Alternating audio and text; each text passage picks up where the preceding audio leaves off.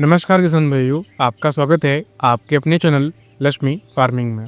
किसान भाइयों, आज हम आपके लिए एक नई वीडियो लेकर आए हैं और आज की इस नई वीडियो में हम बात करने वाले हैं आम के पेड़ में दूसरा स्प्रे के बारे में।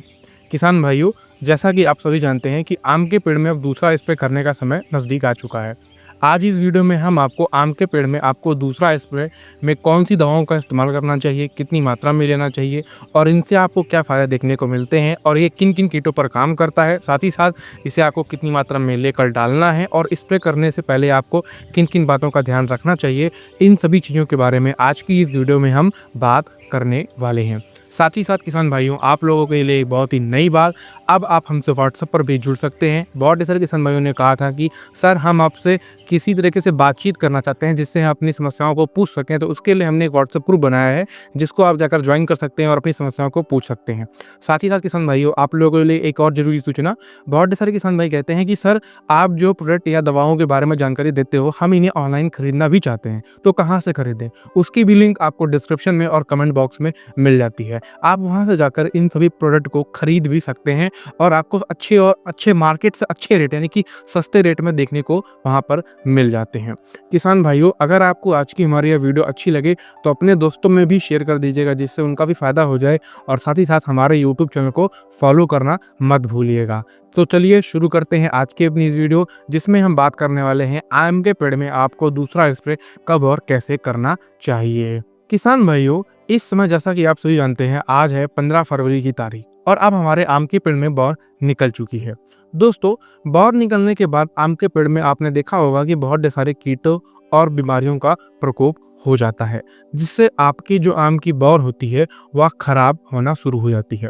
आपने कई बार बहुत ढेर सारे फफूंदीनाशक रोग भी देखे होंगे और साथ ही साथ बहुत ढेर सारे कीटाणु भी देखे होंगे, जो यानी कि कीट जो आपके आम के पौधों पर, बौरों पर, पत्तियों पर, टहनियों पर बैठ के आपके पेड़ की बौर को खराब करती हैं।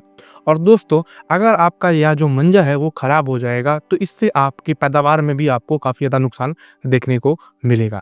इसलिए आपको इस समय सबसे ज़्यादा ध्यान रखना चाहिए और अपनी आम की बौर को एकदम सुरक्षित करना चाहिए। और साथ ही साथ किसान भाइयों, एक बात का ध्यान और रखिएगा, अगर आपके आम के बागों में अनावश्यक खरपतवार उग आए हैं तो उन सभी को भी जल्द से जल्द हटा दीजिए, यानी कि उनकी निराई गुड़ाई करके उन सभी को साफ सुफ करा दीजिए। इससे आपको 2-3 फायदे देखने को मिलेंगे, जैसे कि आप जो भी खाद पानी वगैरह डाल रहे हैं वो सब सीधा आपके पौधों पर ही जाएगा। अनावश्यक आपके ये जो नीचे खरपतवार उगाते हैं इनको लाभ नहीं होगा। साथ ही साथ खरपतवार ज़्यादा मात्रा में अधिक रहने से कीटाणुओं और बीमारियों का प्रकोप ज़्यादा होता है और अलग अलग प्रकार के कीट आपको देखने को मिलते हैं। इसीलिए खरपतवार वगैरह को जल्द से जल्द आप साफ करा दें। और साथ ही साथ कुछ किसान भाई ऐसे हैं जो कहते हैं कि हम कुछ खादें को जड़ों में डालना चाहते हैं या फिर हमारे आम के पौधों में नीचे जड़ों में दीमक वगैरह लग जाते हैं, तो उसके लिए भी वे दवा को ज़मीन में डालते हैं। तो खरपतवार रहता है तो ये दवाएं जो होती हैं वो कम असर करती हैं। इसीलिए अपने आम के आसपास जो भी खरपतवार है उन सभी को अच्छे से साफ करा दीजिए। ये 3 पॉइंट हैं जिसके लिए आपको अपने के ख्याल बागों से, आम के पेड़ों के बागों से खरपतवार को हटा देना चाहिए। अब बात कर लेते हैं कि हमें अपने आम के पेड़ में दूसरा स्प्रे करते समय किन किन दवाओं का इस्तेमाल करना चाहिए। सबसे पहले किसान भाइयों, आपको लेना है एक सिस्टमैटिक इंसेक्टिसाइड, बढ़िया क्वालिटी का। सिस्टमैटिक इंसेक्टिसाइड वो होता है जो पौधे के नर्वस सिस्टम में चला जाता है, यानी कि उसके सिस्टम में चला जाता है, जो उसकी कोशिकाओं में अंदर पहुंच जाता है और पौधे में ऊपर से लेकर नीचे तक फैल जाता है और आपके पौधे को एकदम संपूर्ण सुरक्षा प्रदान करता है, जिससे किसी प्रकार के कीटाणुओं से आपके पौधों को बचाए रखता है। सिस्टमैटिक इंसेक्टिसाइड में आपको लेना है किसान भाइयों इमिडाक्लोप्रिड 17.8% SL। ये एक बहुत ही बेहतरीन इंसेक्टिसाइड है जिसका इस्तेमाल अगर आप अपने आम के पेड़ में करते हैं तो ये आपके आम के पेड़ को बहुत ही बढ़िया तरीके से सुरक्षा प्रदान करता है। बात करें इसकी डोज के बारे में तो लगभग आपको 1 लीटर पानी के लिए 2 से 2.5 ml तक लेना चाहिए। अगर आप इस दवा को खरीदना चाहते हैं तो डिस्क्रिप्शन बॉक्स में और कमेंट में आपको इस दवा को खरीदने के लिए लिंक मिलेगा, आप वहां से जाकर खरीद भी सकते हैं। इसके अलावा दोस्तों, आपको इसके साथ एक बहुत ही बेहतरीन क्वालिटी के फंगीसाइड को भी इस्तेमाल करना चाहिए। ये फंगीसाइड ऐसा है, इसके अंदर आपको 2 प्रकार के फफूंदीनाशक देखने को मिलते हैं, एक कॉन्टैक्ट और एक सिस्टमैटिक, जैसे कि कार्बेंडाज़ाइम प्लस मैनकोजेब। दोस्तों, ये बहुत ही बेहतरीन क्वालिटी का फंगीसाइड होता है जो इस समय आपको अपने आम के पेड़ में स्प्रे करना चाहिए। ये आपके आम के पेड़ को तमाम प्रकार के जो फफूंदीनाशक रोग होते हैं उनसे बचाता है और साथ ही साथ आम के पेड़ को संपूर्ण सुरक्षा प्रदान करता है। आप इन दोनों चीज़ों को एक साथ मिलाकर स्प्रे कर सकते हैं, कोई समस्या नहीं आती है, क्योंकि ये बहुत सारे किसान भाइयों का सवाल रहता है कि क्या हम इन दोनों दवाओं को एक साथ मिलाकर स्प्रे कर सकते हैं, कोई नुकसान तो नहीं होगा? तो ऐसा बिल्कुल भी नहीं होता, आप इन दोनों को एक साथ मिलाकर स्प्रे कर सकते हैं। अगर हम बात करें कार्बेंडाज़ाइम प्लस मैनकोजेब की मात्रा के बारे में, तो किसान भाइयों आपको इसको लगभग 2 ग्राम प्रति लीटर के हिसाब से लेकर डालना चाहिए। अगर आप ज़्यादा भी डाल देंगे तो भी कोई दिक्कत नहीं आती है। किसान भाइयों, ये रही आपकी दवा। अब एक और बात का सावधानी रख लीजिए, यानी कि अब हम वो बात करेंगे कि किन-किन आप चीज़ों को आपको सावधान रहकर इस काम को करना चाहिए। सबसे पहली बात कि जब आप घोल बनाते हैं, यानी कि जब आप मिश्रण बना रहे हैं दवाओं का और स्प्रे करने के लिए, तो एक साथ इकट्ठा ही मत बना दीजिए। जितना आप स्प्रे कर सके उतना ही बनाइए, क्योंकि जब आप एक साथ स्प्रे करने के लिए घोल बना देते हैं तो दवाओं का जो असर होता है वो थोड़ा-सा कम हो जाता है। इसलिए आप सबसे पहले उतना ही स्प्रे बनाएँ जितना आपको ज़रूरत हो।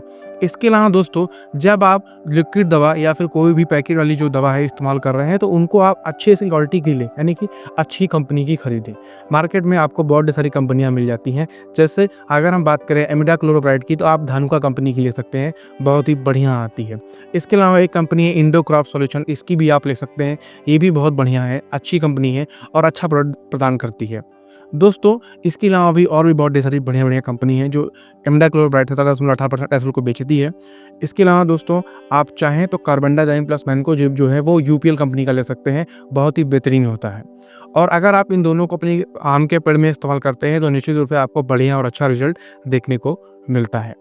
किसान भाइयों, अगर आपको अपने आम के पेड़ में अधिक से अधिक मात्रा में मंजर लेना है या फिर अपने मंजर को सुरक्षित रखना है, तो आपको इस समय अपने आम के पेड़ में दूसरा स्प्रे करते समय इन 2 दवाओं का इस्तेमाल करना चाहिए।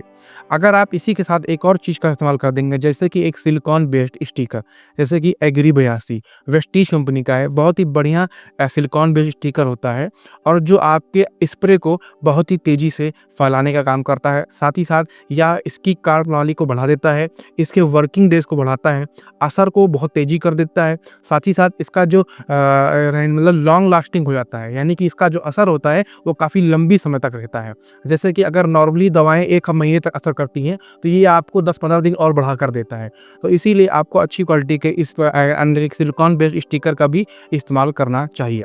मात्रा के बारे में बात करूँ तो किसान भाइयों, आपको लगभग प्रति लीटर पानी में कम से कम 2 से 3 ml तक आपको डालना चाहिए।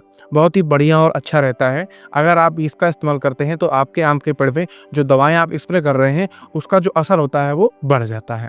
दोस्तों, अगर आपको आज की हमारी यह वीडियो अच्छी लगी हो तो चैनल को सब्सक्राइब करना मत भूलिएगा और अपने किसान मित्रों के साथ शेयर कर दीजिएगा। मिलते हैं अगले वीडियो में, तब तक के लिए धन्यवाद।